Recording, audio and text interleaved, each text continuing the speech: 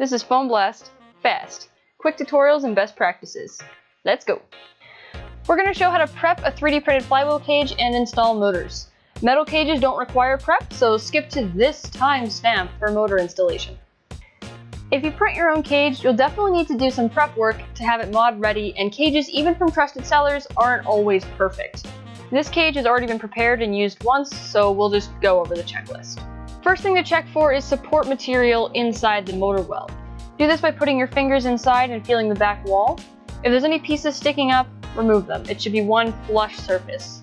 Dips aren't a problem, we're only worried about bumps. You can remove them with needle nose if it's a large piece, or you can knock it loose with a screwdriver if it's small. The next thing to check is the center hole size. Sometimes the motor won't fit all the way in.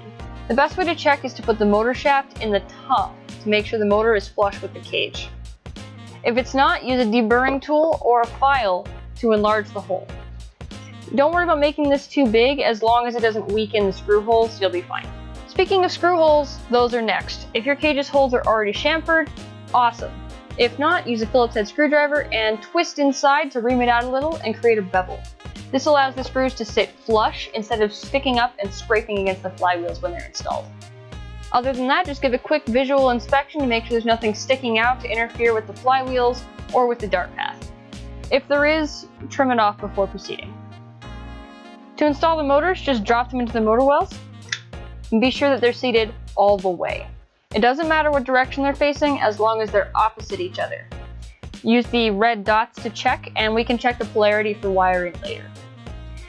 When you screw in the motors, use some blue thread locker to make sure they don't vibrate loose. We sell some PLA safe thread locker in our shop, but we're trying to get rid of this tube over here. A tiny dab is all you're going to need. Make sure you're supporting the motor in such a way the tabs don't get squished against the table, and screw in until the top of the screw is flush with the top of the cage.